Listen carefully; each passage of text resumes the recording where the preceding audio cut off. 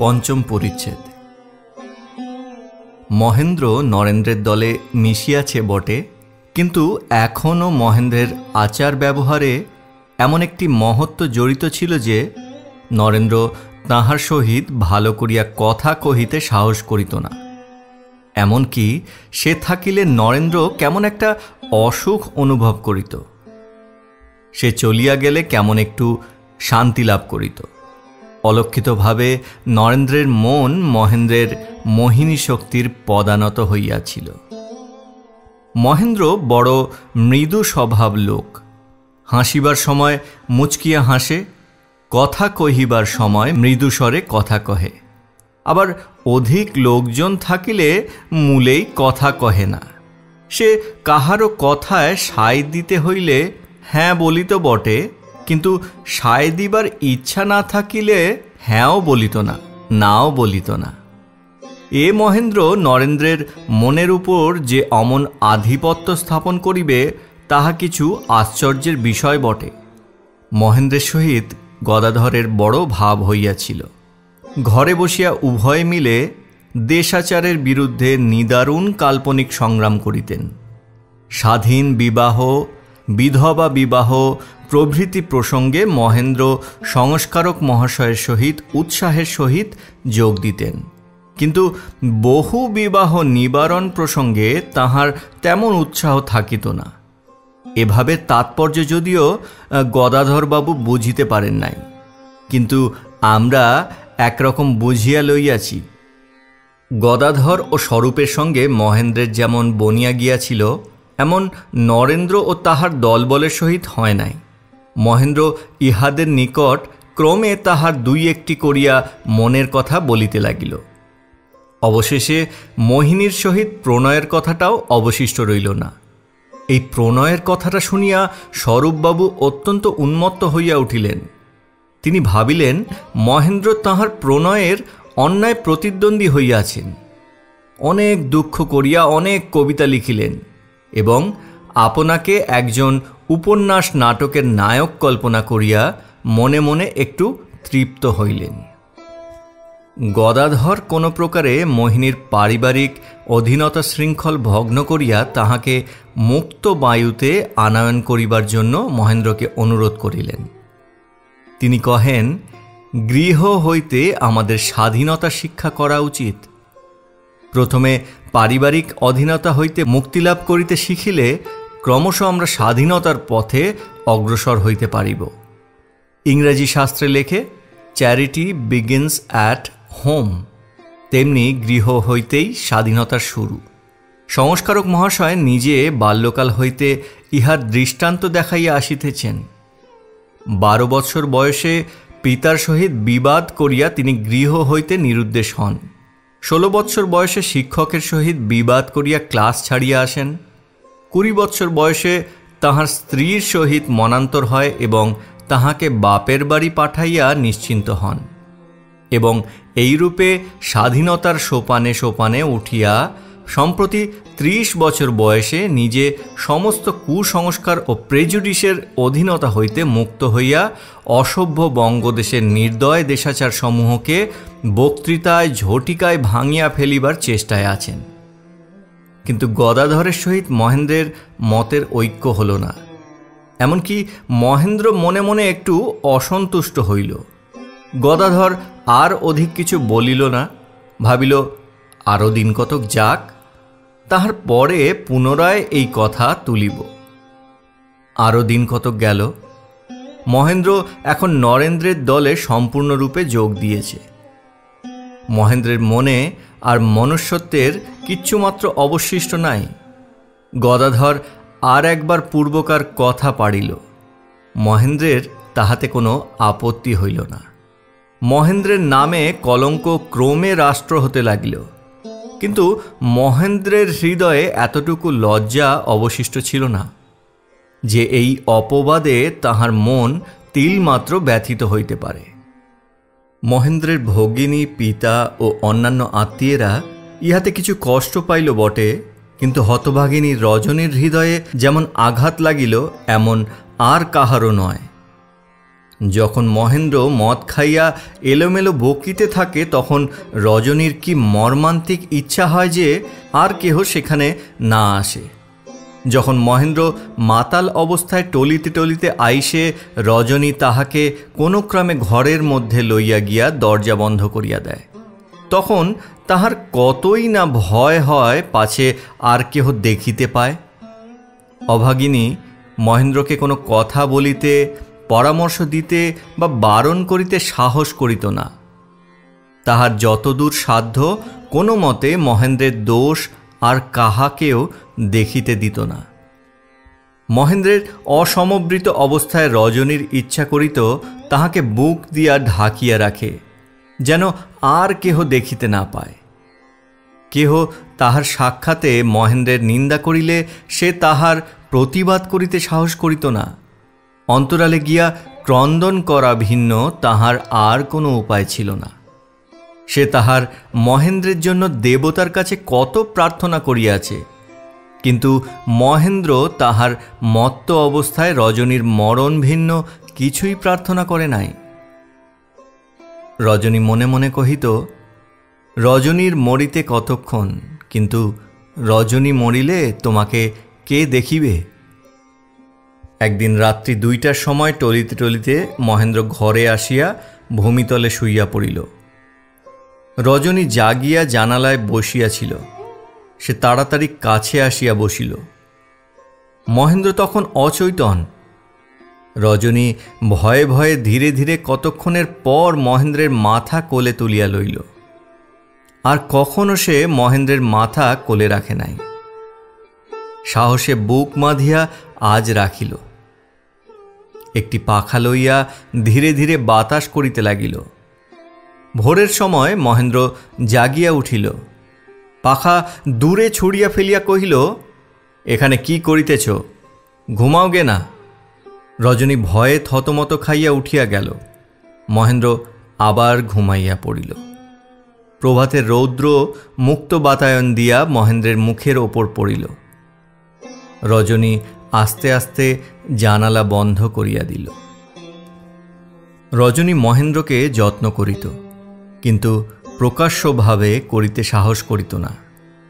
সে গোপনে মহেন্দ্রের খাবার গুছাইয়া দিত, বিছানা বিছাইয়া দিত, এবং সে অল্প স্বল্প যাহা কিছু মাসোহারা পাইত তাহা মহেন্দ্রের খাদ্য ও অন্যান্য আবশ্যকীয় দ্রব্য কিনিতেই ব্যয় করিত।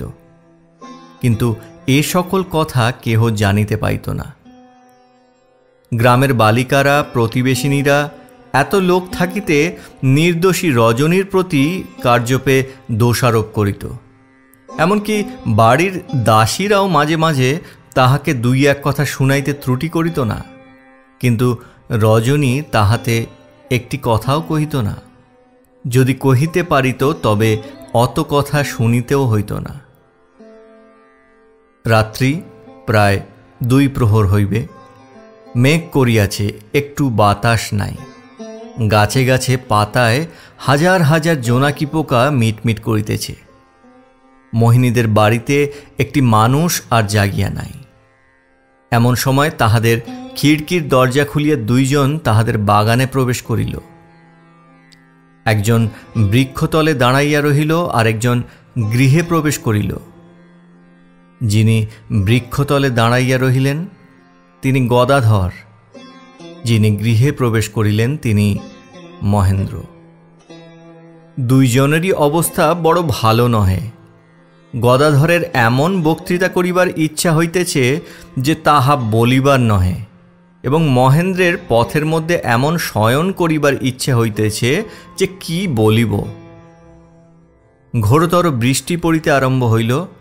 গদাধর দাঁড়াইয়া ভিজিতে লাগিলেন। পরোপকারের জন্য কি কষ্ট না সহ্য করা যায়। এমনকি এখনই যদি বজ্র পড়ে গদাধর তাহা মাথায় করিয়া লইতে প্রস্তুত আছেন। কিন্তু এই কথাটা অনেকক্ষণ ভাবিয়া দেখিলেন যে এখনই তাহাতে তিনি প্রস্তুত নহেন। বাঁচিয়া থাকিলে পৃথিবীর অনেক উপকার করিতে পারিবেন। বৃষ্টি বজ্রের সময় বৃক্ষতলে দাঁড়ানো ভালো নয় জানিয়া একটি ফাঁকা জায়গায় গিয়া বসিলেন। বৃষ্টি দ্বিগুণ বেগে পড়িতে লাগিল। এদিকে মহেন্দ্র পা টিপিয়া টিপিয়া মোহিনীর ঘরের দিকে চলিল।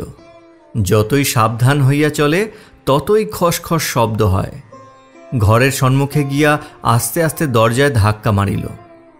ভিতর হইতে দিদিমা বলিয়া উঠিলেন, মোহিনী, দেখ তো, বিড়াল বুঝি? দিদিমার গলা শুনিয়া মহেন্দ্র তাড়াতাড়ি সরিবার চেষ্টা দেখিলেন।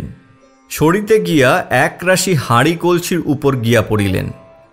হাঁড়ির ওপর কলসি পড়িল, কলসির ওপর হাঁড়ি পড়িল এবং কলসি হাঁড়ির উভয়ের উপর মহেন্দ্র পড়িল। হাঁড়িতে, কলসিতে, থালায়, ঘটিতে দারুণ ঝনঝন শব্দ বাঁধিয়া দিল এবং কলসি হইতে ঘর ঘর শব্দে জল গড়াইতে লাগিল। বাড়ির ঘরে ঘরে কি হইল শব্দ উপস্থিত হইল। মা উঠিলেন, পিসি উঠিলেন, দিদি উঠিলেন, খোকা কাঁদিয়ে উঠিল। দিদিমা বিছানায় পড়িয়া পড়িয়া উচ্চস্বরে পোড়ামুখা বিড়ালের মরণ প্রার্থনা করিতে লাগিলেন। মোহিনী প্রদীপ হস্তে বাহিরে আসিল, দেখিল মহেন্দ্র। তাড়াতাড়ি কাছে গিয়া কহিল, পালাও পালাও। মহেন্দ্র পালাইবার উদ্যোগ করিল ও মোহিনী তাড়াতাড়ি প্রদীপ নিভাইয়া ফেলিল। দিদিমা চক্ষে কম দেখিতেন বটে, কিন্তু কানে বড় ঠিক ছিলেন। মোহিনীর কথা শুনিতে পাইলেন, তাড়াতাড়ি ঘর হইতে বাহির হইয়া আসিলেন। কাহাকে পালাইতে বলিতেছিস মোহিনী? দিদিমা অন্ধকারে কিছুই দেখিতে পাইলেন না, কিন্তু পলায়নের ধূপধাপ শব্দ শুনিতে পাইলেন। দেখিতে দেখিতে বাড়ি শুদ্ধ লোক জমা হইল। মহেন্দ্র তো অন্য পথ দিয়া পলায়ন করিল। এদিকে গদাধর বাগানে বসিয়া ভিজিতেছিলেন। অনেকক্ষণ বসিয়া বসিয়া একটু তন্দ্রা আসিতেই শুইয়া পড়িলেন। ঘুমাইয়া ঘুমাইয়া স্বপ্ন দেখিতে লাগিলেন যে তিনি বক্তৃতা করিতেছেন, আর হাততালির ধ্বনিতে সভা প্রতিধ্বনিত হইয়া উঠিতেছে। সভায় গভর্নর জেনারেল উপস্থিত ছিলেন। তিনি বক্তৃতা অন্তে পরম তুষ্ট হইয়া আপনি উঠিয়া শেক হ্যান্ড করিতে যাইতেছেন। এমন সময় তাহার পৃষ্ঠে দারুণ এক লাঠির আঘাত লাগিল। ধরফড়িয়া উঠিলেন। একজন তাহাকে জিজ্ঞাসা করিল, এখানে কি করিতেছিস? কে তুই? গদাধর জড়িত স্বরে কহিলেন, দেশ ও সমাজ সংস্কারের জন্য প্রাণ দেওয়া সকল মানুষেরই কর্তব্য। ডাল ও ভাত সঞ্চয় করাই যাহাদের জীবনের উদ্দেশ্য, তাহারা গলায় দড়ি দিয়া মরিলেও পৃথিবীর কোনো অনিষ্ট হয় না। দেশ সংস্কারের জন্য রাত্রি নাই, দিবা নাই, আপনার বাড়ি নাই, পরের বাড়ি নাই, সকল সময়ে সর্বত্রই কোনো বাধা মানিবে না, কোনো বিঘ্ন মানিবে না। কেবল ওই উদ্দেশ্য সাধনের জন্য প্রাণপণে চেষ্টা করিবে। যে না করে সে পশু, সে পশু, সে পশু। অতএব আর অধিক অগ্রসর হইতে হইল না। প্রহারের চোটে তাহার এমন অবস্থা হইল যে আর অল্পক্ষণ থাকিলে শরীর সংস্কারের আবশ্যকতা হইত। অতিশয় বাড়াবাড়ি দেখিয়া গদাধর বক্তৃতা ছন্দ পরিত্যাগ করিয়া গোঙানি ছন্দে তাহার মৃত পিতা, মাতা, কনস্টেবল, পুলিশ ও দেশের লোককে ডাকাডাকি আরম্ভ করিলেন। তাহারা বুঝিল যে অধিক গোলযোগ করিলেই তাহাদের বাড়ির নিন্দা হইবে, এই জন্য আস্তে আস্তে তাহাকে বিদায় করিয়া দিল।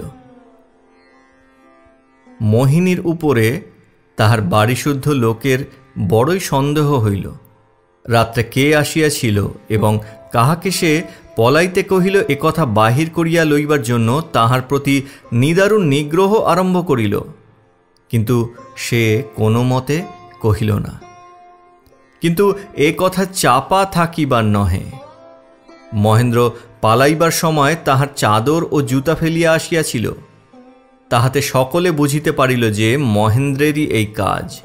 এই তো পাড়াময় ঢি ঢি পড়িয়া গেল। পুকুর ঘাটে, গ্রামের পথে, ঘরের দাওয়ায়, বৃদ্ধদের চণ্ডী মণ্ডপে এই এক কথারই আলোচনা হইতে লাগিল। মোহিনীর ঘর হইতে বাহির হওয়া দায় হইল। সকলেই তাহার পানে কটাক্ষ করিয়া কথা কয়, না কহিলেও মনে মনে তাহারই কথা হইতেছে। পথে কাহারও হাস্যমুখ দেখিলে তাহার মনে হইত তাহাকে লক্ষ্য করিয়াই হাসি তামাশা চলিতেছে, অথচ মোহিনীর ইহাতে কোনো দোষ ছিল না।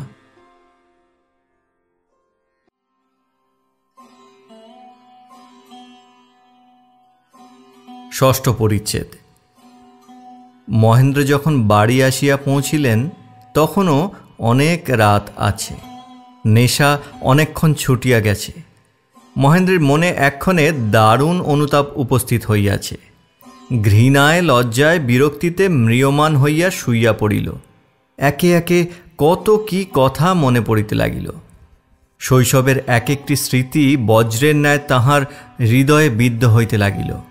যৌবনের নবন্মেষের সময় ভবিষ্যৎ জীবনের কি মধুময় চিত্র তাহার হৃদয়ে অঙ্কিত ছিল। কত মহান আশা, কত উদার কল্পনা তাহার উদ্দীপ্ত হৃদয়ে শিরায় শিরায় জড়িত বিজড়িত ছিল। যৌবনের সুখ স্বপ্নে তিনি মনে করিয়াছিলেন যে তাহার নাম মাতৃভূমির ইতিহাসে গৌরবের অক্ষরে অক্ষরে লিখিত থাকিবে। তাহার জীবন তাহার স্বদেশীয় ভ্রাতাদের আদর্শ স্বরূপ হইবে এবং ভবিষ্যৎকালে আদরে তাহার যশ বক্ষে পোষণ করিতে থাকিবে। কিন্তু সে আশার, সে কল্পনার আজ কি পরিণাম হইল? তাহার যশ কলঙ্কিত হইয়াছে, চরিত্র সম্পূর্ণ নষ্ট হইয়াছে, হৃদয় দারুণ বিকৃত হইয়া গিয়াছে। কালী হইতে তাহাকে দেখিলে গ্রামের কুলবধূগণ সংকোচে সরিয়া যাইবে, বন্ধুরা লজ্জায় নতশির হইবে, শত্রুদের অধর ঘৃণার হাস্যে কুটিল হইবে। বৃদ্ধেরা তাহার শৈশবের এই অনপেক্ষিত পরিণামে দুঃখ করিবে, যুবকেরা অন্তরালে তাহার নামে তীব্র উপহাস বিদ্রূপ করিবে। সর্বাপেক্ষা তিনি যে নিরপরাধিনী বিধবার পবিত্র নামে কলঙ্ক আরোপ করিলেন, তাহার আর মুখ রাখিবার স্থান থাকিবে না। মহেন্দ্র মর্মভেদী কষ্টে শয্যায় পড়িয়া বালকের ন্যায় কাঁদিতে লাগিল। মহেন্দ্রের রোদন দেখিয়া রজনীর কি কষ্ট হইতে লাগিল রজনী তাহা জানে। মনে মনে কহিল, তোমার কি হইয়াছে বলো? যদি আমার প্রাণ দিলেও তাহার প্রতিকার হয় তবে আমি তাহাও দিব। রজনী আর থাকিতে পারিল না। ধীরে ধীরে ভয়ে ভয়ে মহেন্দ্রের কাছে আসিয়া বসিল।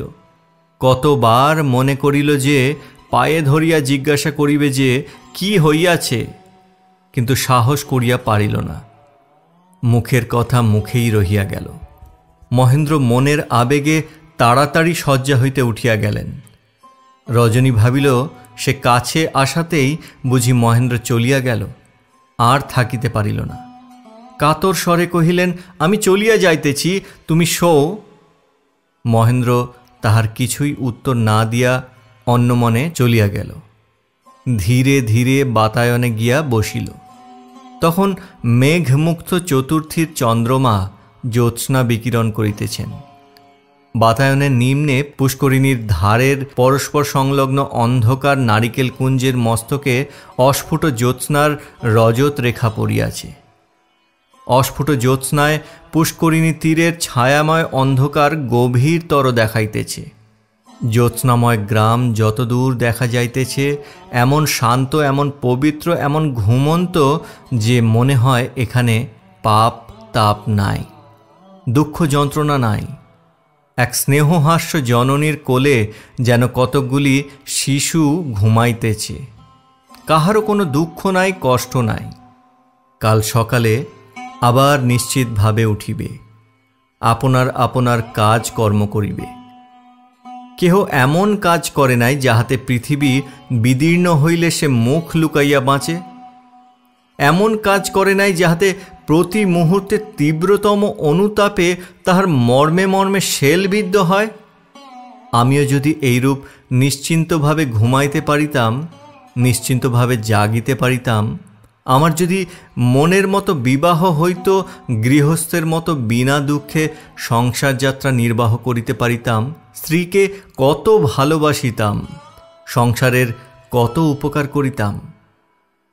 কেমন সহজে দিনের পর রাত্রি, রাত্রের পর দিন কাটিয়া যাইত। সমস্ত রাত্রি জাগিয়া ও সমস্ত দিন ঘুমাইয়া এই বিরক্তিময় জীবন বহন করিতে হইত না।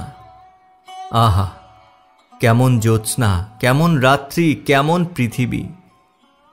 আঁধার নারিকেল বৃক্ষগুলি মাথায় একটু একটু জ্যোৎস্না মাখিয়া অত্যন্ত গভীরভাবে পরস্পরের মুখ চাওয়াচাওয়ি করিয়া আছে। যেন তাহাদের বুকের ভিতর কি একটি কথা লুকানো রহিয়াছে।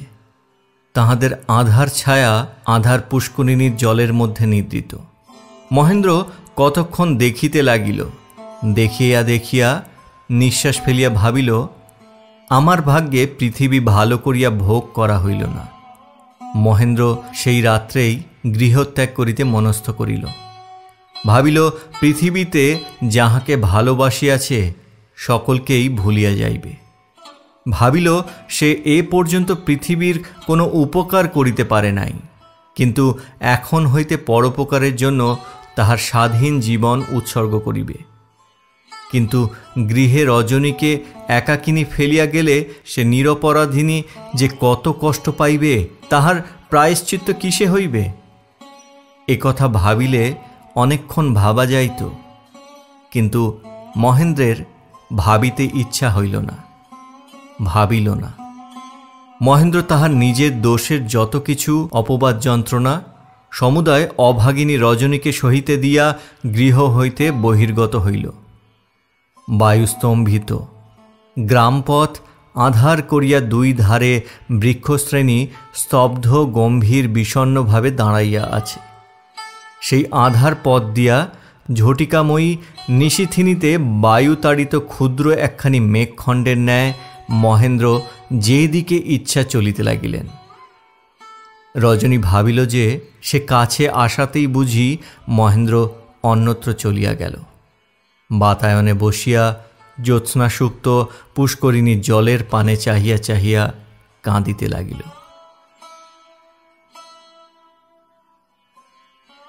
সপ্তম পরিচ্ছেদ। করুণা ভাবে, এ কি দায় হইল, নরেন্দ্র বাড়ি ফিরিয়া আসে না কেন? অধীর হইয়া বাড়ির পুরাতন চাকরিনী ভবের কাছে গিয়া জিজ্ঞাসা করিল, নরেন্দ্র কেন আসিতেছেন না?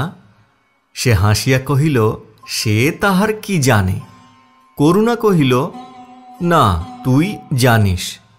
ভবি কহিল, ও মা, আমি কি করিয়া বলিব? করুণা কোনো কথায় কর্ণপাত করিল না। ভবির বলিতেই হইবে নরেন্দ্র কেন আসিতেছে না, কিন্তু অনেক পীড়াপিড়িতেও ভবির কাছে বিশেষ কোনো উত্তর পাইল না। করুণা অতিশয় বিরক্ত হইয়া কাঁদিয়া ফেলিল ও প্রতিজ্ঞা করিল যে যদি মঙ্গলবারের মধ্যে নরেন্দ্র না আসেন তবে তাহার যতগুলি পুতুল আছে সব জলে ফেলিয়া দিবে। ভবি বুঝাইয়া দিল যে পুতুল ভাঙিয়া ফেলিলেই যে নরেন্দ্রের আসিবার বিশেষ কোনো সুবিধা হইবে তাহা নহে, কিন্তু তাহার কথা শুনে কে?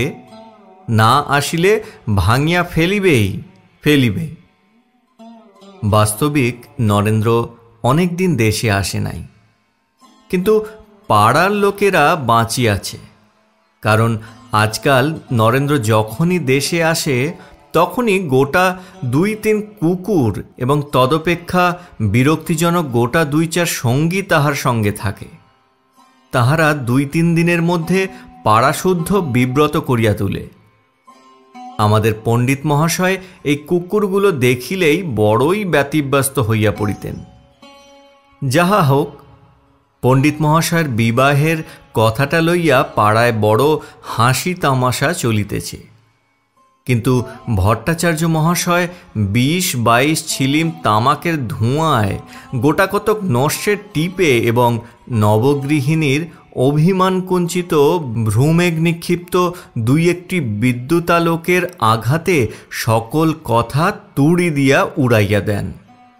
নিধিরাম ব্যতীত পণ্ডিত মহাশয়কে বাটি হইতে কেহ বাহির করিতে পারিত না। পণ্ডিত মহাশয় আজকাল একখানি দর্পণ ক্রয় করিয়াছেন, চশমাটি সোনা দিয়া বাঁধাইয়াছেন, দূর দেশ হইতে সূক্ষ্ম শুভ্র উপবিদ আনয়ন করিয়াছেন।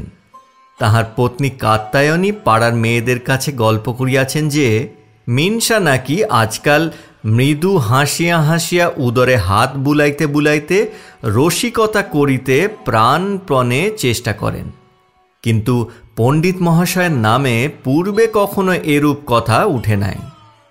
আমরা পণ্ডিত মহাশয়ের রসিকতার যে দুই একটা নিদর্শন পাইয়াছি, তাহার মর্মার্থ বোঝা আমাদের সাধ্য নহে।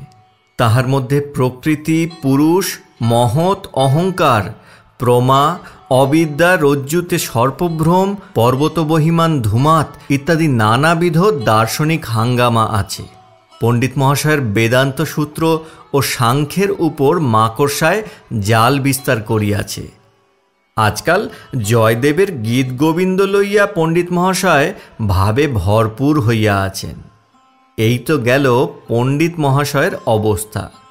আমাদের কাত্যায়নী ঠাকুরিনীটি দিনকতক আসিয়াই পাড়ার মেয়েমহল একেবারে সরগরম করিয়া তুলিয়াছেন। তাহার মতো গল্পগুজব করিতে পাড়ায় আর কাহারও সামর্থ্য নাই। হাত পা নাড়িয়া, চোখ মুখ ঘুরাইয়া চতুর্দশ ভুবনের সংবাদ দিতেন। একজন তাহার নিকট কলিকাতা শহরটা কি প্রকার তাহারই সংবাদ লইতে গিয়াছিলেন। তিনি তাহাকে বুঝাইয়া দেন যে সেখানে বড় বড় মাঠ, সাহেবরা চাষ করে, রাস্তার দুধার সিপাহী শান্তিরই গোড়ার পাহারা, ঘরে ঘরে গরু কাটে ইত্যাদি ইত্যাদি। আরও অনেক সংবাদ দিয়াছিলেন। সকল কথা আবার মনেও নাই।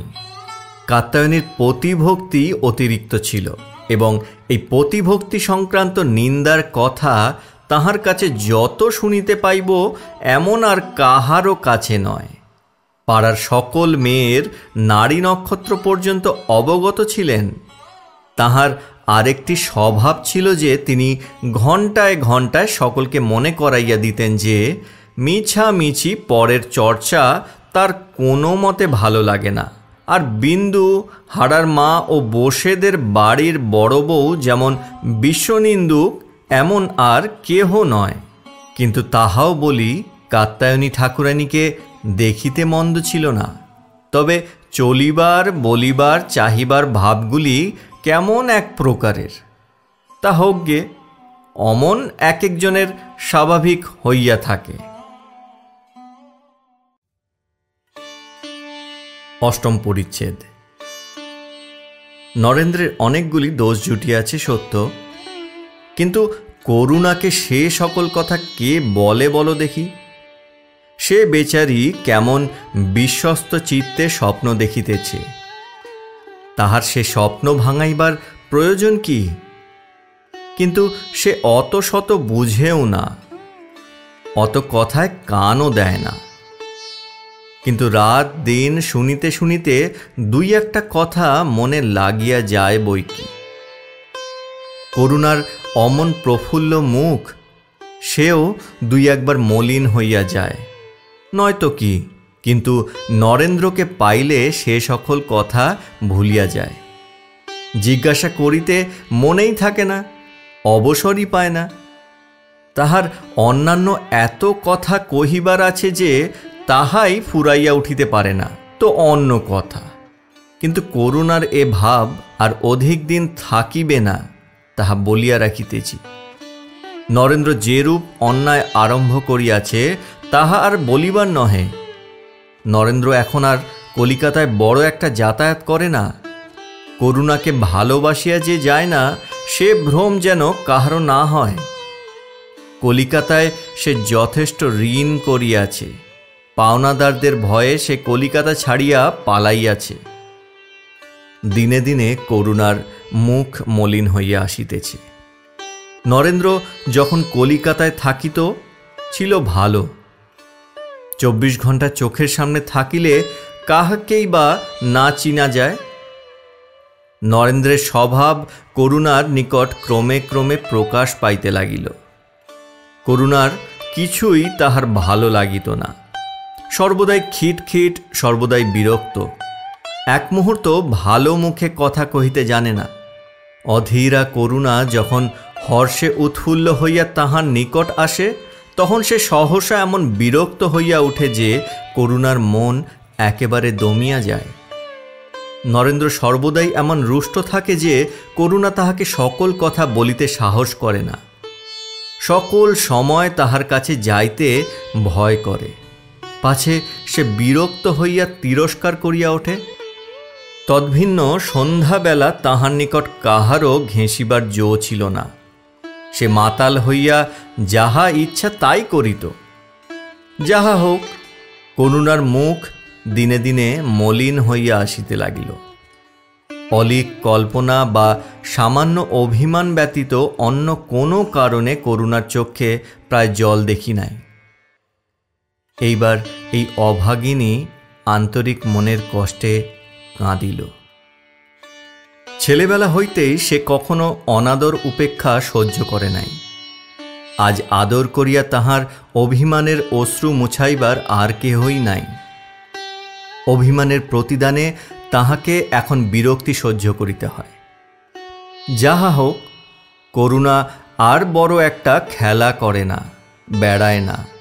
সেই পাখিটি লইয়া অন্তঃপুরের বাগানে বসিয়া থাকে। নরেন্দ্র মাঝে মাঝে কলিকাতায় গেলে দেখিয়াছি এক একদিন করুণা সমস্ত জ্যোৎস্নারাত্রি বাগানের সেই বাঁধা ঘাটটির উপর শুইয়া আছে। কত কি ভাবিতেছে জানি না। ক্রমে তাহার নিদ্রাহীন নেত্রের সম্মুখ দিয়া সমস্ত রাত্রি প্রভাত হইয়া গিয়াছে।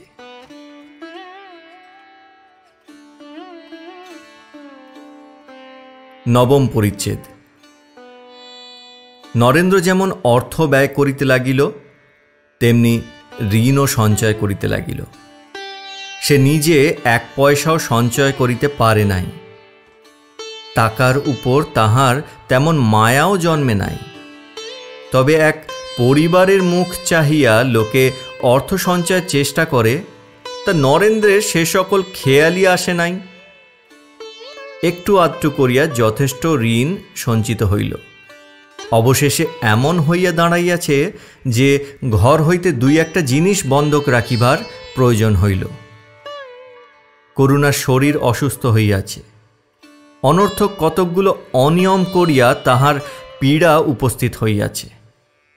নরেন্দ্র কহিল সে দিবারাত্র এক পীড়া লইয়া লাগিয়া থাকিতে পারে না, তাই বিরক্ত হইয়া কলিকাতায় চলিয়া গেল। এদিকে করুণার তত্ত্বাবধান করে কে তাহার ঠিক নাই। পণ্ডিত মহাশয় যথাসাধ্য করিতে লাগিলেন, কিন্তু তাহাতেই বা কি হইবে? করুণা কোনো প্রকার ঔষধ খাইতে চায় না, কোনো নিয়ম পালন করে না। করুণার পীড়া বিলক্ষণ বাড়িয়া উঠিল। পণ্ডিত মহাশয় মহাবিব্রত হইয়া নরেন্দ্রকে আসিবার জন্য এক চিঠি লিখিলেন। নরেন্দ্র আসিল, কিন্তু করুণার পীড়া বৃদ্ধির সংবাদ পাইয়া নয়। কলকাতায় গিয়া তাহার এত ঋণ বৃদ্ধি হইয়াছে যে চারিদিক হইতে পাওনাদারেরা তাহার নামে নালিশ আরম্ভ করিয়াছে। গতিক ভালো নয় দেখিয়া নরেন্দ্র সেখান হইতে সরিয়া পড়িল। নরেন্দ্রের এবার কিছু ভয় হইয়াছে। দেশে ফিরিয়া আসিয়া ঘরে দ্বার রুদ্ধ করিয়া বসিয়া আছে এবং মদের পাত্রের মধ্যে মনের সমুদয় আশঙ্কা ডুবাইয়া রাখিবার চেষ্টা করিতেছে। আর কাহারও সঙ্গে দেখা করে নাই, কথা কহে নাই। তাহার সে ঘরটিতে কাহারও প্রবেশ করিবার জো নাই। নরেন্দ্র যেরূপ রুষ্ট ও যেরূপ কথায় কথায় বিরক্ত হইয়া উঠিতেছে, চাকর বাকরেরা তাহার কাছে ঘেঁষিতেও সাহস করে না। পীড়িতা করুণা খাদ্যাদি গুছাইয়া ধীরে ধীরে সে ঘরে প্রবেশ করিল। নরেন্দ্র মহারুক্ষ হইয়া তাহাকে জিজ্ঞাসা করিল যে কে তাহাকে সে ঘরে আসিতে কহিল। এ কথার উত্তর আর কি হইতে পারে? তাহার পরে পিশাচ যাহা করিল তাহা কল্পনা করিতেও কষ্টবোধ হয়। পীড়িতা করুণাকে এমন নিষ্ঠুর পদাঘাত করে যে সে সেখানেই মূর্ছিত হইয়া পড়িল। নরেন্দ্র সে ঘর হইতে অন্যত্র চলিয়া গেল। অল্পদিনের মধ্যে করুণার এমন আকার পরিবর্তন হইয়া গিয়াছে যে তাহাকে দেখিলে সহসা চিনিতে পারা যায় না। তাহার সে শীর্ণ বিবর্ণ বিষণ্ণ মুখখানি দেখিলে এমন মায়া হয় যে কি বলিব। নরেন্দ্র একবার তাহার উপর যতদূর অত্যাচার করিবার তাহা করিতে আরম্ভ করিয়াছে। সরলা সমস্তই নীরবে সহ্য করিতেছে, একটি কথা কহে নাই। নরেন্দ্রের নিকটে এক মুহূর্তের জন্য রোদনও করে নাই। একদিন কেবল অত্যন্ত কষ্ট পাইয়া অনেকক্ষণ নরেন্দ্রের মুখের পানে চাহিয়া চাহিয়া জিজ্ঞাসা করিয়াছিল, আমি তোমার কি করিয়াছি? নরেন্দ্র তাহার উত্তর না দিয়া অন্যত্র চলিয়া যায়।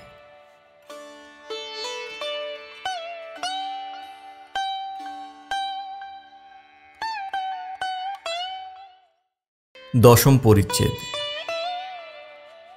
একবার ঋণের আবর্ত মধ্যে পড়িলে আর রক্ষা নাই।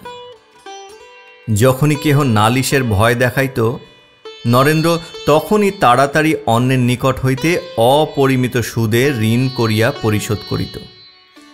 এইরূপে আসল অপেক্ষা সুদ বাড়িয়া উঠিল। নরেন্দ্র এবার অত্যন্ত বিব্রত হইয়া পড়িল। নালিশ দায়ের হইল, সমনও বাহির হইল। একদিন প্রাতঃকালে শুভ মুহূর্তে নরেন্দ্রের নিদ্রাভঙ্গ হইল ও ধীরে ধীরে শ্রীঘরে বাস করিতে চলিলেন।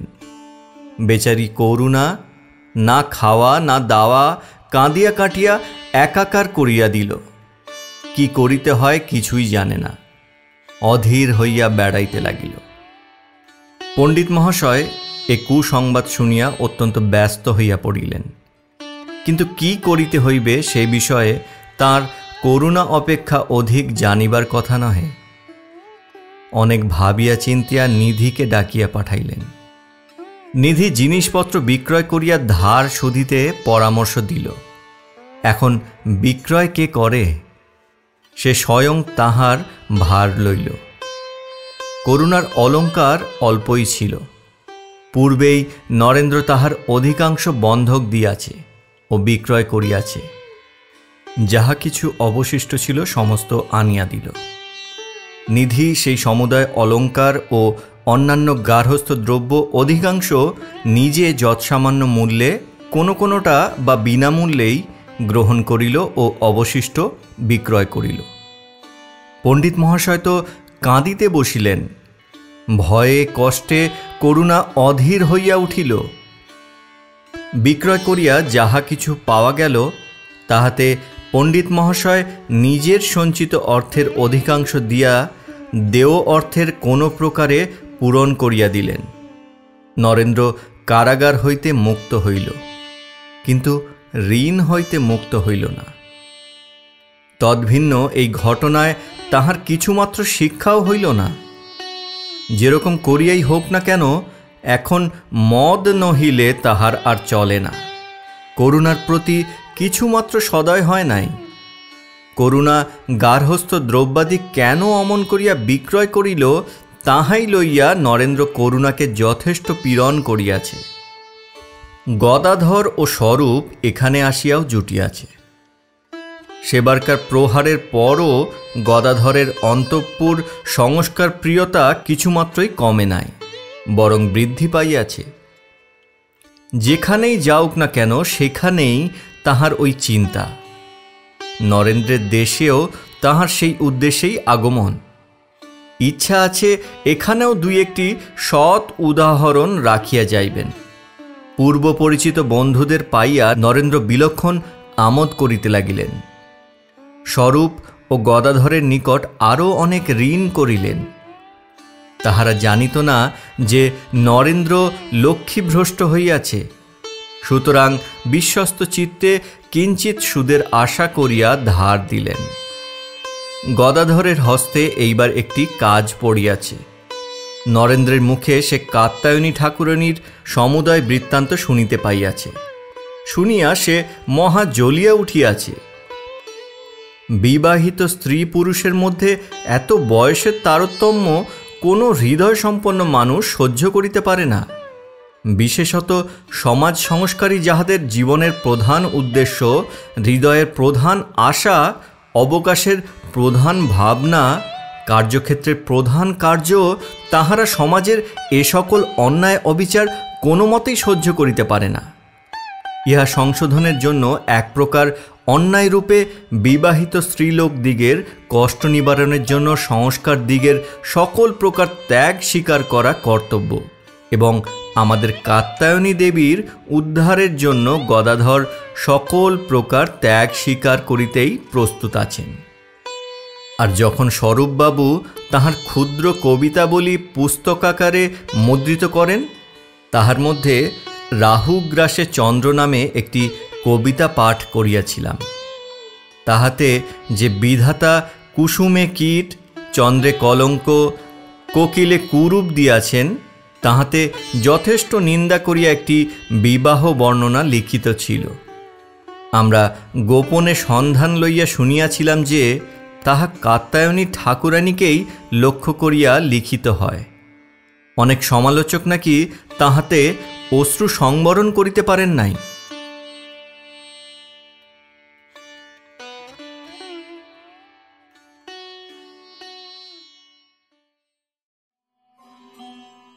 একাদশ পরিচ্ছেদ।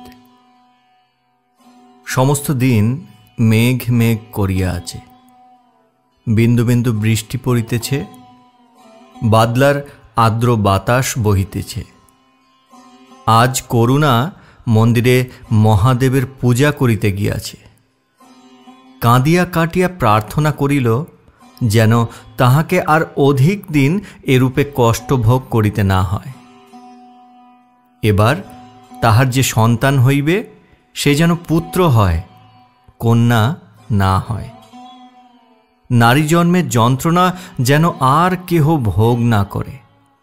করুণা প্রার্থনা করিল তাহার মরণ হোক, তাহা হইলে নরেন্দ্র স্বেচ্ছামতে অকণ্টকে সুখ ভোগ করিতে পাইবে। এই দুঃখের সময় নরেন্দ্রের এক পুত্র জন্মিল। অর্থের অনটনে সমস্ত খরচপত্র চলিবে কি করিয়া তাহার ঠিক নাই। নরেন্দ্রের পূর্বকার চাল কিছুমাত্র বিগড়ায় নাই।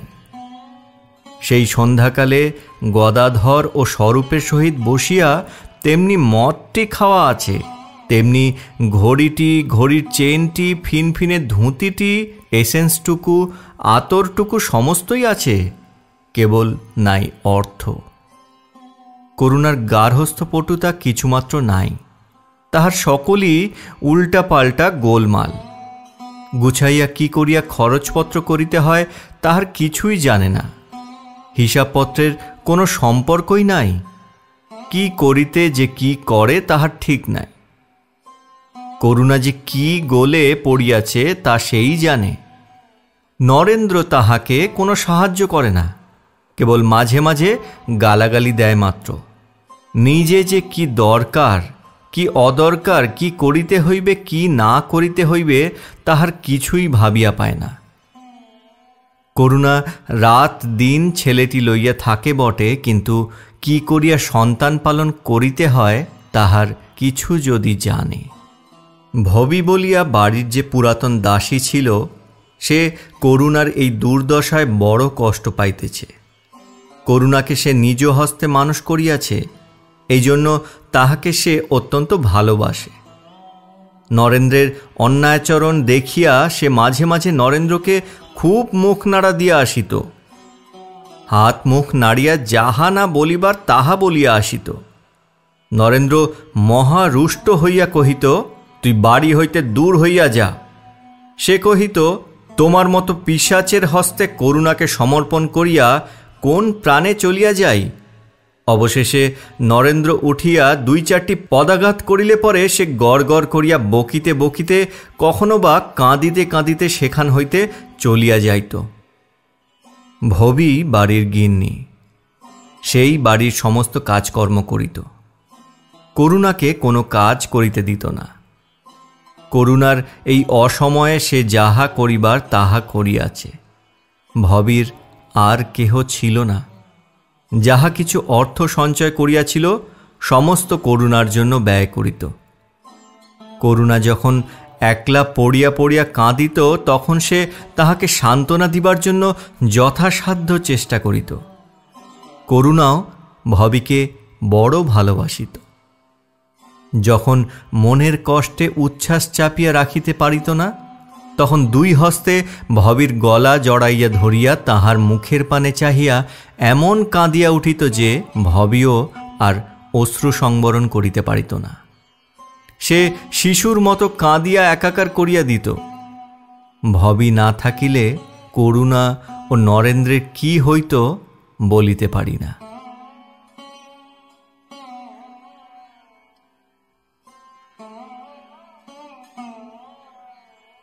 দ্বাদশ পরিচ্ছেদ। স্বরূপবাবু কহেন যে পৃথিবী তাহাকে ক্রমাগতই জ্বালাতন করিয়া আসিয়াছে, এই নিমিত্ত মানুষকে তিনি পিশাচ জ্ঞান করেন। কিন্তু আমরা যতদূর জানি তাহাতে তিনি দেশের লোককে জ্বালাতন করিয়া আসিতেছেন। তিনি যাহার সহিত কোনো সংস্রবে আসিয়াছেন তাহাকেই অবশেষে এমন গলে ফেলিয়াছেন যে কি বলিব। স্বরূপবাবু সর্বদা এমন কবিত্ব চিন্তায় মগ্ন থাকেন যে অনেক ডাকাডাকিতেও তাহার উত্তর পাওয়া যায় না ও সহসা বলিয়া চমকিয়া ওঠেন। হয়তো অনেক সময় কোনো পুষ্করিণীর বাঁধা ঘাটে বসিয়া আকাশের দিকে চাহিয়া আছেন, অথচ যে সম্মুখে পশ্চাতে পার্শ্বে মানুষ আছে তাহা টেরও পান নাই, অথবা যাহারা দাঁড়াইয়া আছে তাহারা টের পাই নাই যে তিনি টের পাইতেছেন। ঘরে বসিয়া আছেন, এমন সময় হয়তো থাকিয়া থাকিয়া বাহিরে চলিয়া যান। জিজ্ঞাসা করিলে বলেন জানালার ভিতর দিয়া তিনি একখণ্ড মেঘ দেখিতে পাইয়াছিলেন, তেমন সুন্দর মেঘ কখনো দেখেন নাই। কখনো কখনো তিনি যেখানে বসিয়া থাকেন ভুলিয়া দুই এক খণ্ড তাহার কবিতা লিখা কাগজ ফেলিয়া যান। নিকটস্থ কেহ সে কাগজ তাহার হাতে তুলিয়া দিলে তিনি ও এ কিছুই নহে বলিয়া টুকরো টুকরো করিয়া ছিঁড়িয়া ফেলেন।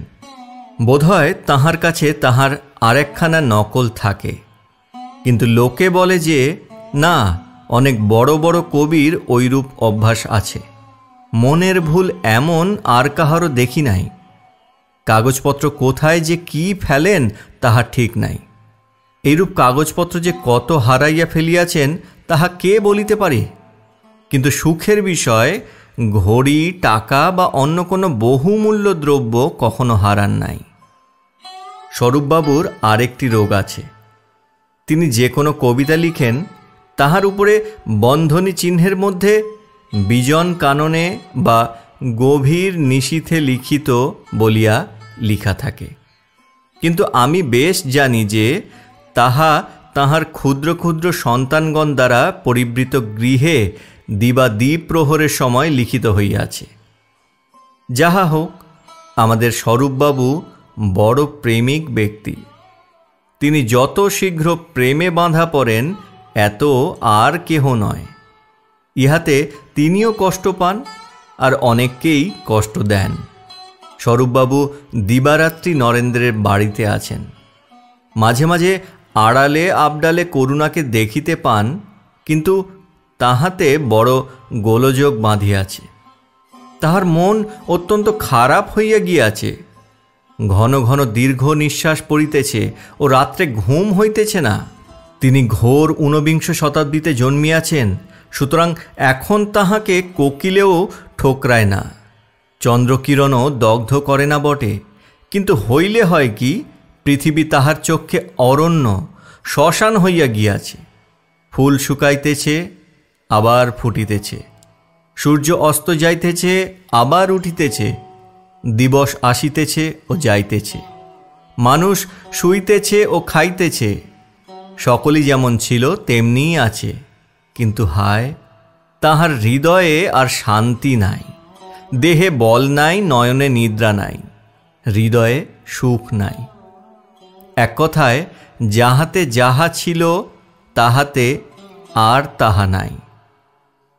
স্বরূপ কতকগুলি কবিতা লিখিয়া ফেলিল, তাহাতে যাহা লিখিবার সমস্তই লিখিল, তাহাতে ইঙ্গিতে করুণার নাম পর্যন্ত গাঁথিয়া দিল এবং সমস্ত ঠিকঠাক করিয়া মধ্যস্থ নামক কাগজে পাঠাইয়া দিল।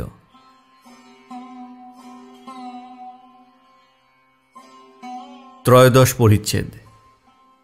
নিধি নরেন্দ্রের বাড়িতে মাঝে মাঝে আইসে, কিন্তু আমরা যে ঘটনার সূত্র অবলম্বন করিয়া আসিতেছি সেই সূত্রের মধ্যে কখনো পড়ে নাই, এইবার পড়িয়াছে। স্বরূপবাবু তাহার অভ্যাস অনুসারে ইচ্ছাপূর্বক বা দৈবক্রমেই হোক একখণ্ড কাগজ ঘরে ফেলিয়া গিয়াছেন। নিধি সে কাগজটি কুড়াইয়া পাইয়াছে। সে কাগজটিতে গুটি দুয়েক কবিতা লিখা আছে। অন্য লোক হইলে সে কবিতাগুলির সরল অর্থটি বুঝিয়া পড়িত ও নিশ্চিন্ত থাকিত। কিন্তু বুদ্ধিমান নিধি সেরূপ লোকই নহে। যদি বা তার কোনো গূঢ় অর্থ না থাকিত, তথাপি নিধি তাহা বাহির করিতে পারিত। তবু ইহাতে তো কিছু ছিল। নিধির সে কবিতাগুলো বড় ভালো ঠেকিল না। ট্যাঁকে গুজিয়া রাখিল ও ভাবিল ইহার নিগূঢ় তাহাকে জানিতে হইবে। অমন বুদ্ধিমান লোকের কাছে কিছুই ঢাকা থাকে না, ইঙ্গিতে সকলই বুঝিয়া লইল। চতুরতাভিমানী লোকেরা নিজ বুদ্ধির ওপর অসন্দিগ্ধ রূপে নির্ভর করিয়া এক এক সময়ে যেমন সর্বনাশ ঘটায়, এমন আর কেহই নহে। দিদি, কেমন আছো? দেখিতে আসিয়াছি বলিয়া নিধি করুণার নিকট গিয়া উপস্থিত হইল। নিধি ছেলেবেলা হইতেই অনুপের অন্তঃপুরে যাইত ও করুণার মাকে মা বলিয়া ডাকিত। নিধি এখন মাঝে মাঝে প্রায় করুণা কেমন আছে দেখিতে আইসে। একদিন নরেন্দ্র কলিকাতায় গিয়াছে। নরেন্দ্র কবে কলিকাতা হইতে ফিরিয়া আসিবে করুণা স্বরূপবাবুর নিকট ভবিকে জানিয়া আসিতে কহিল। নিধি আড়াল হইতে শুনিতে পাইল, মনে মনে কহিল, বুঝিয়াছি। এত লোক থাকিতে স্বরূপবাবুকে জিজ্ঞাসা করিতে পাঠানো কেন?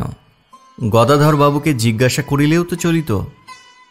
একদিন করুণা ভবিকে কি কথা বলিতেছিল, দূর হইতে নিধি শুনিতে পাইল না, কিন্তু মনে হইল করুণা যেন একবার স্বরূপবাবু বলিয়াছিল।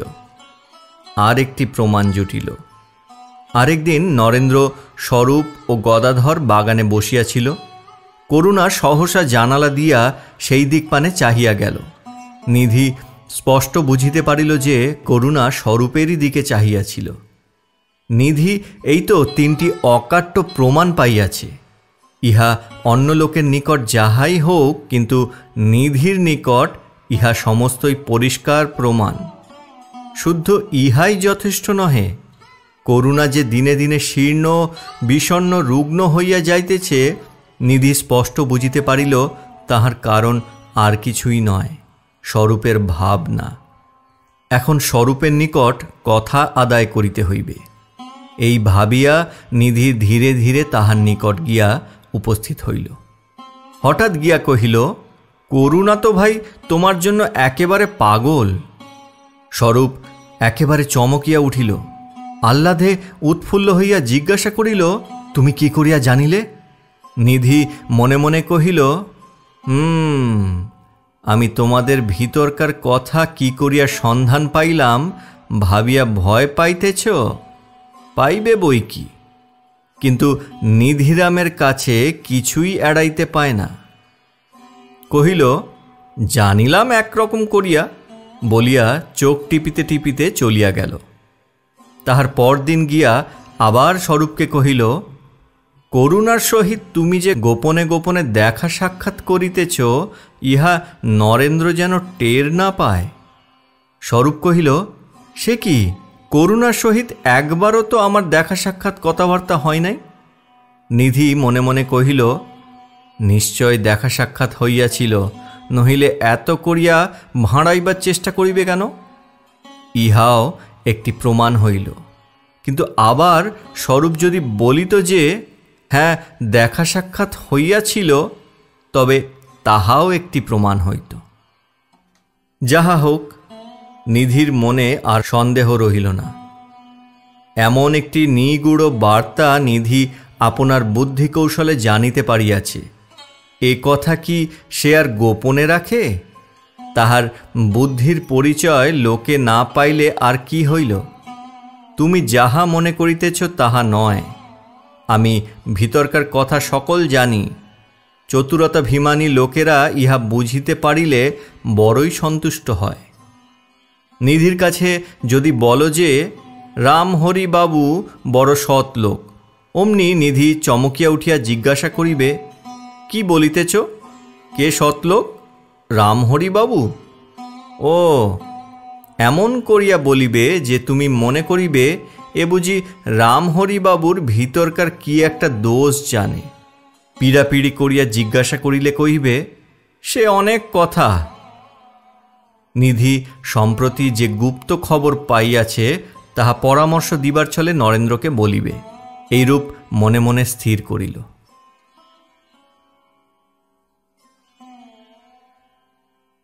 চতুর্দশ পরিচ্ছেদ। কয়েকদিন ধরিয়া ছোট ছেলেটির পীড়া হইয়াছে। তাহা হইবে না তো কি, কিছুরই তো নিয়ম নাই। করুণা ডাক্তার ডাকাইয়া আনিল।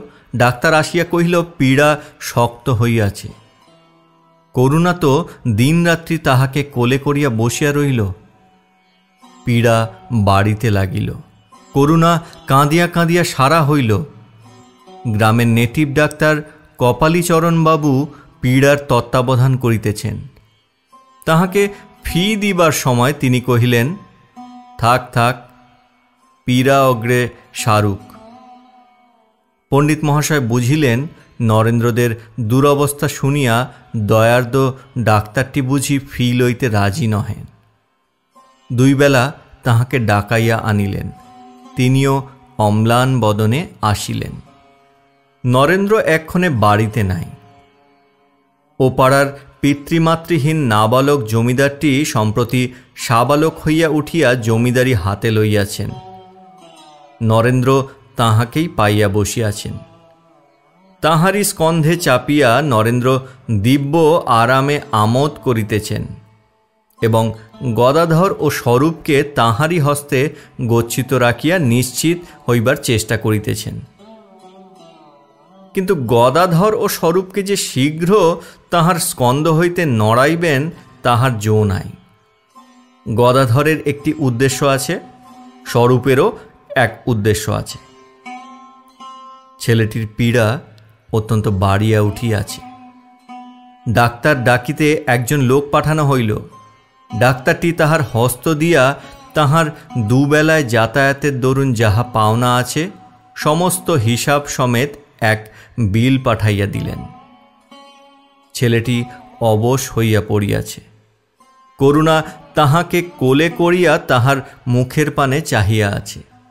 সকল কর্মে নিপুণ নিধি মাঝে মাঝে তাহার নাড়ি দেখিতেছে।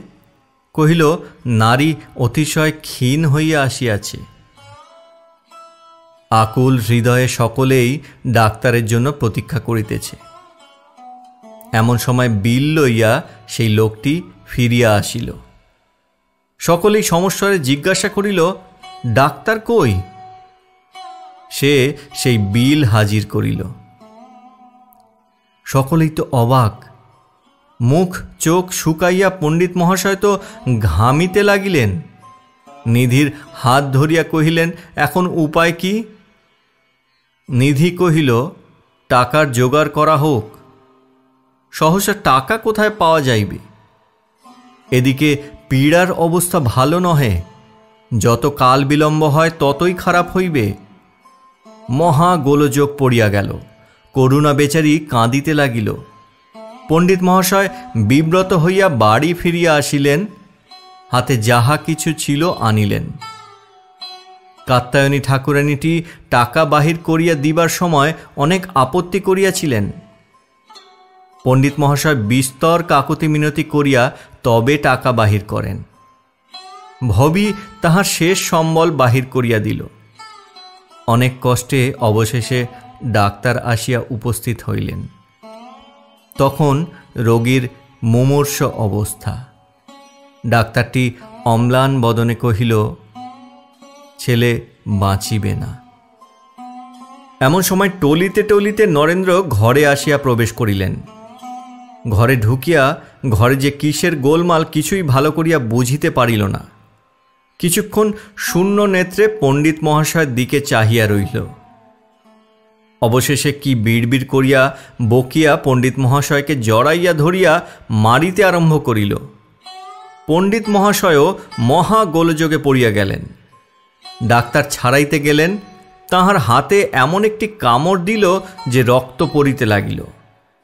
এইরূপ গোলযোগ করিয়া সেখানেই শুইয়া পড়িল। ক্রমে শিশুর মুখ নীল হইয়া আসিল। করুণা সমস্ত গোলমালে অর্ধ হতজ্ঞান হইয়া বালিশে ঠেস দিয়া পড়িয়াছে। ক্রমে শিশুর মৃত্যু হইল। কিন্তু দুর্বল করুণা তখন একেবারে অজ্ঞান হইয়া পড়িয়াছে। পঞ্চদশ পরিচ্ছেদ।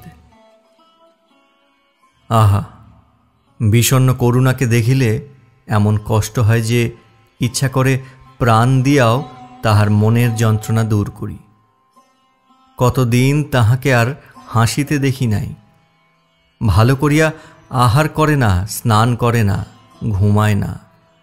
মলিন বিবর্ণ ম্রিয়মান শীর্ণ জ্যোতিহীন চক্ষু বসিয়া গিয়াছে। মুখশ্রী এমন দিন করুণ হইয়া গিয়াছে যে দেখিলে মনে হয় না যে এ বালিকা কখনো হাসিতে জানিত। ভবির হস্তে যাহা কিছু অর্থ ছিল সমস্ত প্রায় ফুরাইয়া গিয়াছে। কি করিয়া সংসার চলিবে তাহার কিছুই ঠিক নাই। পণ্ডিত মহাশয়ের সাহায্যে কোনো মতে দিন চলিতেছে। নিধি স্বরূপের উল্লেখ করিয়া নরেন্দ্রকে জিজ্ঞাসা করিল, সে বাবুটি কি করে বলিতে পারো? নরেন্দ্র বলিল, কেন বলো দেখি। নিধি বলিল, ও লোকটি আমার তো বড় ভালো ঠেকে না। নরেন্দ্র কহিল, কেন, কি হইয়াছে? নিধি বলিল, না কিছু হয় নাই, তবে কি না সে কথা থাক। বাবুটির বাড়ি কোথায়? কলিকাতা। নিধি কহিল, আমিও তাহা ঠাউরাইয়াছিলাম, নহিলে এমন স্বভাব হইবে কেন? নরেন্দ্র কহিল, কেন, কি হইয়াছে বলই না। তখন নিধি কহিল, আমি সে কথা বলিতে চাহি না, কিন্তু উহাকে বাড়ি হইতে বাহির করিয়া দেও।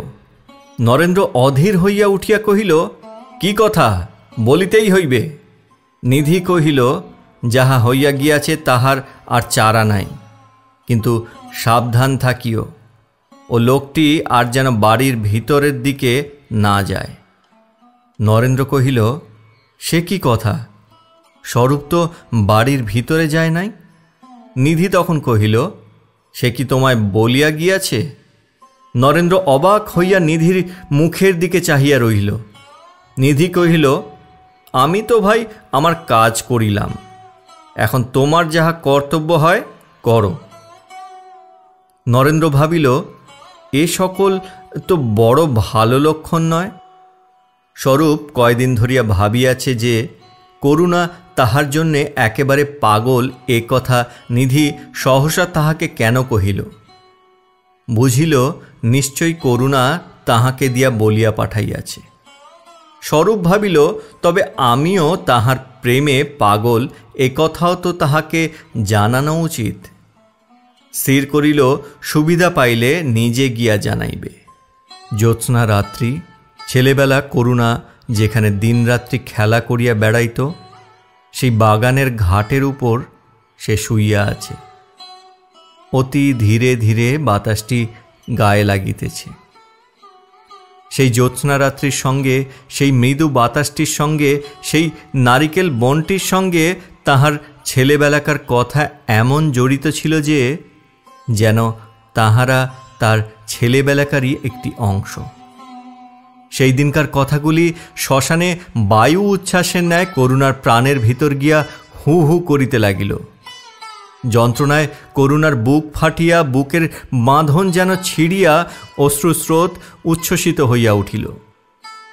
বাগানে আর দুইজন লোক লুকাইয়া আছে, নরেন্দ্র ও স্বরূপ। নরেন্দ্র চুপি চুপি স্বরূপের পশ্চাৎ পশ্চাৎ আসিয়াছে, দেখিবে স্বরূপ কি করে। করুণা সহসা দেখিল একজন লোক আসিতেছে, চমকিয়া উঠিল, জিজ্ঞাসা করিল, কে ও? স্বরূপ কহিল, আমি স্বরূপচন্দ্র। নিধিকে দিয়া যে কথা বলিয়া পাঠানো হইয়াছিল তাহা কি স্মরণ নাই? করুণা তাড়াতাড়ি ঘোমটা টানিয়া চলিয়া যাইতেছে।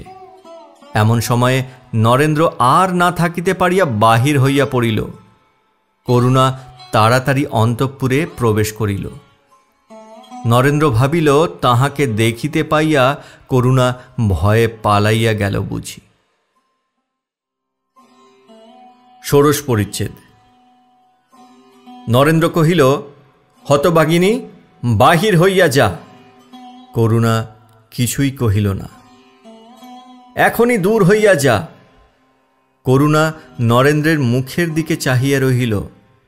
নরেন্দ্র মহারুষ্ট হইল। অগ্রসর হইয়া কঠোরভাবে করুণার হস্ত ধরিল। করুণা কহিল, কোথায় যাইব?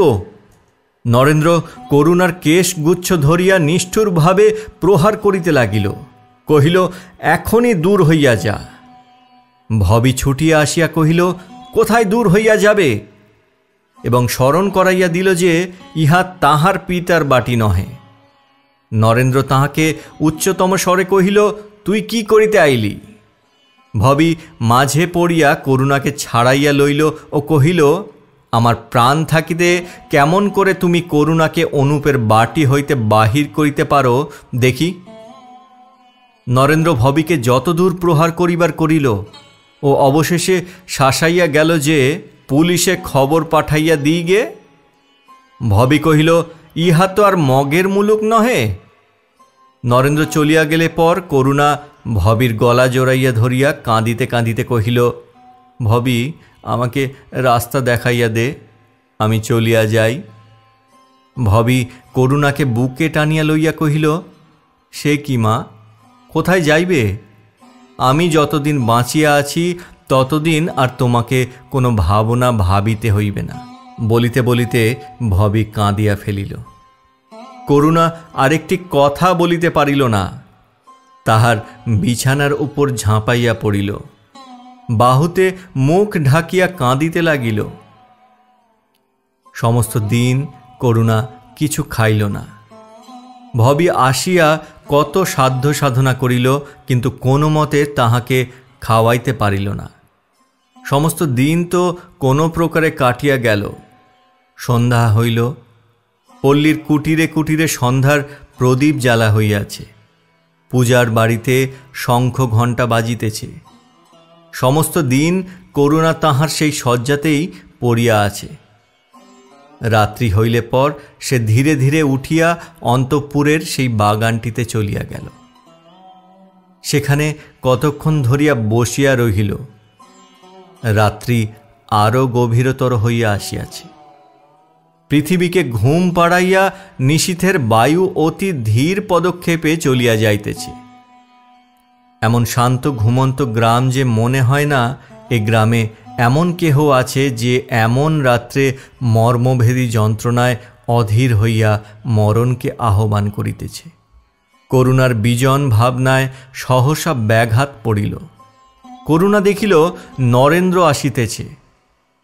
বেচারি ভয়ে থতমত খাইয়া উঠিয়া বসিল। নরেন্দ্র আসিয়া অতি কর্কশ্বরে কহিল, আমি উহাকে প্রতি ঘরে খুঁজিয়া বেড়াইতেছি, উনি কিনা বাগানে বসিয়া আছেন।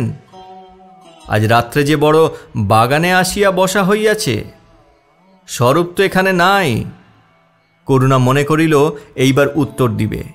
নিরপরাধিনীর ওপর কেন নরেন্দ্রের এইরূপ সংশয় হইল জিজ্ঞাসা করিবে, কিন্তু কি কথা বলিবে কিছুই ভাবিয়া পাইল না। নরেন্দ্রের ভাব দেখিয়া সে ভয়ে আকুল হইয়া একটি কথাও বলিতে পারিল না। নরেন্দ্র কহিল, আয়, বাড়িতে আর এক মুহূর্ত থাকিতে পাইবি না। করুণা একটি কথাও কহিল না। কিসের অলক্ষিত আকর্ষণে যেন সে অগ্রসর হইতে লাগিল। এবার সে মনে করিল বলিবে, ভবির সহিত দেখা করিয়া যাই, কিন্তু একটি কথাও বলিতে পারিল না। গৃহের দ্বার পর্যন্ত গিয়া পৌঁছাইল। ব্যাকুল হৃদয়ে দেখিল সম্মুখে দিগন্ত প্রসারিত মাঠে জনপ্রাণী নাই। মনে করিল সে নরেন্দ্রের পায়ে ধরিয়া বলিবে তাহার বড় ভয় হইতেছে, সে যাইতে পারিবে না, সে পথঘাট কিছুই চিনে না। কিন্তু মুখে কথা সরিল না। ধীরে ধীরে দ্বারের বাহিরে গেল। নরেন্দ্র কহিল, কালই সকালে তোকে যদি গ্রামের মধ্যে দেখিতে পাই তবে পুলিশের লোক ডাকিয়া বাহির করিয়া দিব। দ্বার রুদ্ধ হইল। ভিতর হইতে নরেন্দ্র তালা বন্ধ করিল। করুণার মাথা ঘুরিতে লাগিল। করুণা আর দাঁড়াইতে পারিল না। অবসন্ন হইয়া প্রাচীরের উপর পড়িয়া গেল। কতক্ষণের পর উঠিল। মনে করিল ভবের সহিত একবার দেখা হইল না। কতক্ষণ পর্যন্ত শূন্য নয়নে বাড়ির দিকে চাহিয়া রইল। প্রাচীরের বাহির হইয়া দেখিল তাহার সেই বাগানের গাছপালা নীরবে দাঁড়াইয়া আছে। দেখিল দ্বিতীয় তলের যে গৃহে তাহার পিতা থাকিতেন, সে গৃহে সে তাহার পিতার সহিত কতদিন খেলা করিয়াছে, সে গৃহের দ্বার সম্পূর্ণ উন্মুক্ত। ভিতরে একটি ভগ্ন খাট পড়িয়া আছে, তাহার সম্মুখে নিস্তেজ একটি প্রদীপ জ্বলিতেছে। কতক্ষণের পর নিঃশ্বাস ফেলিয়া করুণা ফিরিয়া দাঁড়াইল, গ্রামের পথে চলিতে আরম্ভ করিল। কতক দূর গিয়া আর একবার ফিরিয়া চাহিল, দেখিল সেই বিজন কক্ষে একটিমাত্র মুমূর্ষ প্রদীপ জ্বলিতেছে। ছেলেবেলা যাহারা করুণাকে সুখে খেলা করিতে দেখিয়াছে, তাহারা সকলেই আপন কুটিরে নিশ্চিন্ত হইয়া ঘুমাইতেছে। তাহাদের সেই কুটিরের সম্মুখ দিয়া ধীরে ধীরে করুণা চলিয়া গেল। আর একবার ফিরিয়া চাহিল, দেখিল তাহার পিতার কক্ষে এখনো সেই প্রদীপটি জ্বলিতেছে। সেই গভীর নীরব নিশীথে অসংখ্য তারকা নিমেষহীন স্থির নেত্রে নিম্নে চাহিয়া দেখিল। দিগন্ত প্রসারিত জনশূন্য অন্ধকার মাঠের মধ্য দিয়া একটি রমণী একাকিনী চলিয়া যাইতেছে।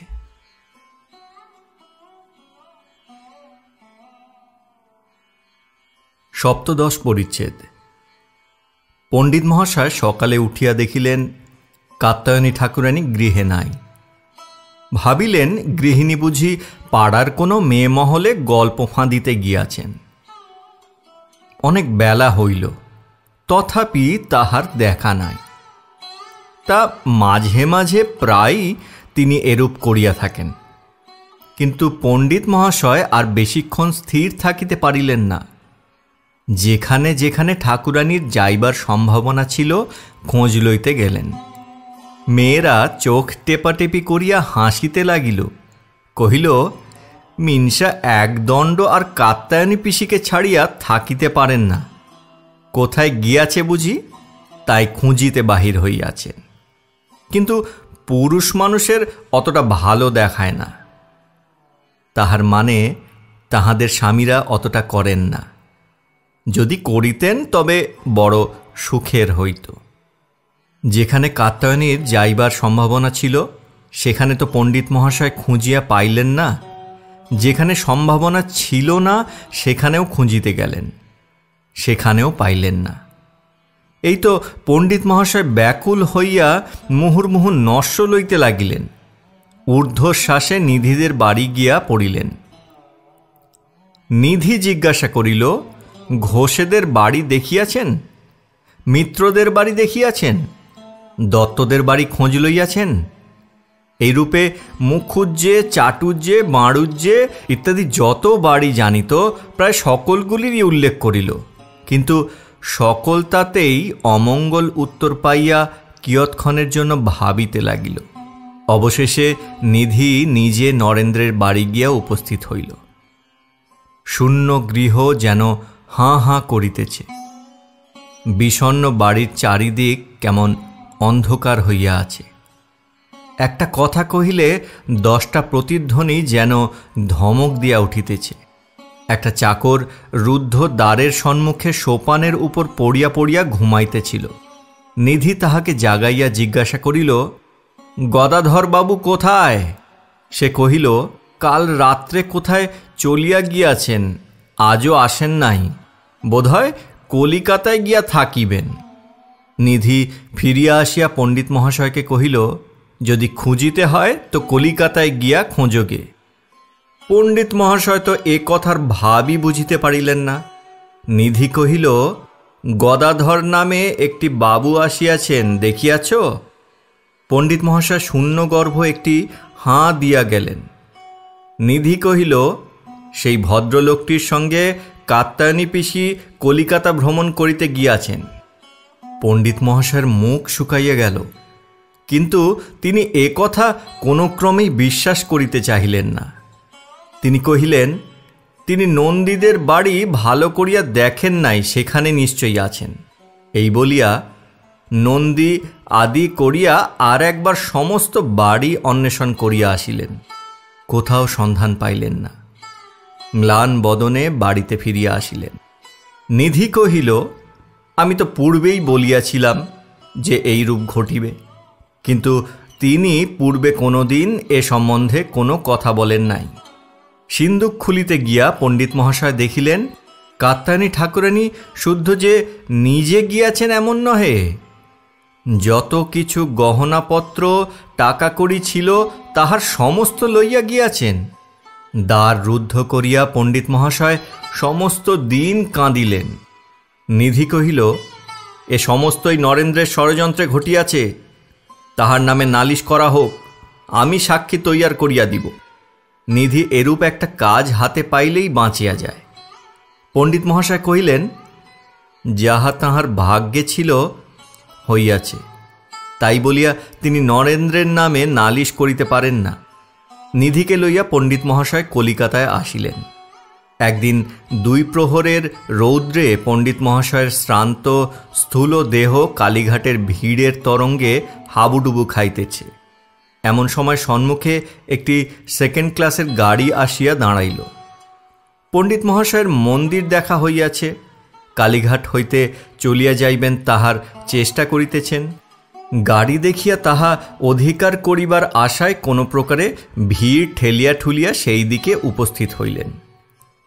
দেখিলেন গাড়ি হইতে প্রথমে একটি বাবু ও তারপরে একটি রমণী হাসিতে হাসিতে পান চিবাইতে চিবাইতে গাড়ি হইতে নামিলেন ও হেলিতে দুলিতে মন্দিরাভিমুখে চলিলেন। পণ্ডিত মহাশয় সে রমণীকে দেখিয়া অবাক হইয়া গেলেন। সে রমণীটি তাঁহারই কাত্যায়নী ঠাকুরানী। তাড়াতাড়ি ছুটিয়া তাহার পার্শ্বে আসিয়া উপস্থিত হইলেন। কাত্যায়নী তাহার উচ্চতম স্বরে কহিলেন, কে রে মিনসে, গায়ের উপর আসিয়া পড়িস যে, মরণ আর কি।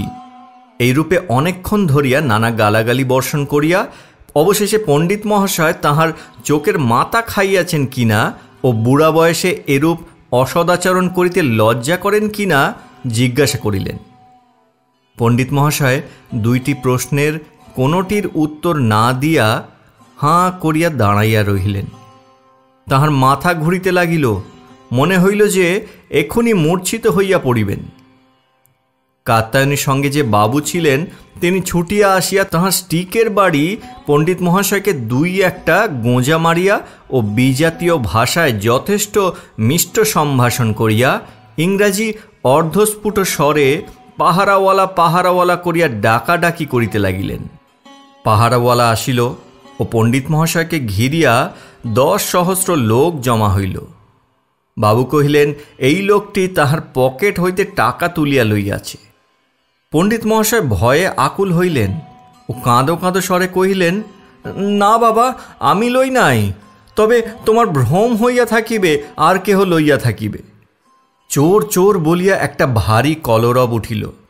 চারিদিকে কতকগুলি ছোড়া জমিল। কেহ তাহার টিকি ধরিয়া টানিতে লাগিল, কেহ তাহাকে চিমটি কাটিতে লাগিল। পণ্ডিত মহাশয় থতমত খাইয়া কাঁদিয়া ফেলিলেন। তাহার ট্যাকে যত টাকা ছিল সমস্ত লইয়া বাবুটি কহিলেন, বাবা, তোমার টাকা হারাইয়া থাকে যদি, তবে এই লও, আমি ব্রাহ্মণের ছেলে, তোমার পায়ে পড়িতেছি, আমাকে রক্ষা করো। ইহাতে তাহার দোষ অধিকতর সপ্রমাণ হইল। পাহারাওয়ালা তাহার হাত ধরিল। এমন সময়ে নিধি চোখ মুখ রাঙাইয়া ভিড় ঠেলিয়া আসিয়া উপস্থিত হইল। নিধির এক সুট চাপকান পেন্টুলুন ছিল। কলিকাতায় সে চাপকান পেন্টুলিন ব্যতীত ঘর হইতে বাহির হইত না। চাপকান পেন্টুলুন পরা নিধি আসিয়া যখন গম্ভীর স্বরে কহিল, কন হ্যাঁ রে, তখন অমনি চারিদিক স্তব্ধ হইয়া গেল।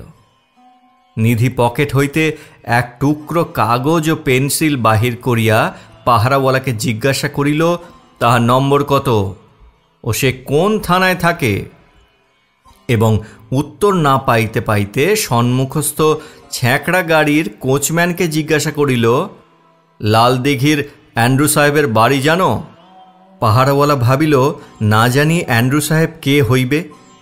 ও দাড়ি চুলকাইতে চুলকাইতে বাবু বাবু করিতে লাগিল। নিধি তৎক্ষণাৎ ফিরিয়া দাঁড়াইয়া সেই বাবুটিকে জিজ্ঞাসা করিল, মহাশয়, আপনার বাড়ি কোথায়? নাম কি? বাবুটি গোলমালে শট করিয়া সরিয়া পড়িলেন এবং সে পাহারাওয়ালাটিও অধিক উচ্চবাচ্য না করিয়া ভিড়ের মধ্যে মিশিয়া পড়িল। ভিড় চুকাইয়া গেল। নিধি ধরাধরি করিয়া পণ্ডিত মহাশয় একটি গাড়িতে লইয়া গিয়া তুলিল এবং সেই রাত্রেই দেশে যাত্রা করিল। বেচারি পণ্ডিত মহাশয় লজ্জায়, দুঃখে, কষ্টে বালকের ন্যায় কাঁদিতে লাগিলেন। নিধি কহিল, কাত্যায়নীর নামে গহনা ও টাকা চুরির নালিশ করা যাক। পণ্ডিত মহাশয় কোনো মতে সম্মত হইলেন না। দেশে ফিরিয়া আসিয়া পণ্ডিত মহাশয় করুণার সমুদয় বৃত্তান্ত শুনিলেন। তিনি কহিলেন, এ গ্রামে থাকিয়া আর কি করিব? শূন্য গৃহ ত্যাগ করে কাশী চলিলাম। বিশ্বেশ্বরের চরণে এ প্রাণ বিসর্জন করিব। এই বলিয়া পণ্ডিত মহাশয় ঘর দুয়ার সমস্ত বিক্রয় করিয়া কাশী চলিলেন। পাড়ার সমস্ত বালকেরা তাহাকে ঘিরিয়া দাঁড়াইল। অশ্রুপূর্ণ নয়নে তিনি সকলকে আদর করিলেন। এমন একটি বালক ছিল না যে তাহার মুখের পানে চাহিয়া কাঁদিয়া ফেলে নাই। এই রূপে কাঁদিতে কাঁদিতে পণ্ডিত মহাশয় গ্রাম ত্যাগ করিয়া চলিয়া গেলেন। অনেক লোক দেখিয়াছি, কিন্তু তেমন ভালো মানুষ আর দেখিলাম না। নরেন্দ্রের বাড়ি ঘর সমস্ত নিলামে বিকৃত হইয়া গিয়াছে। নরেন্দ্র গ্রাম ত্যাগ করিয়া কলিকাতায় চলিয়া গিয়াছে। কোথায় আছে কে জানে।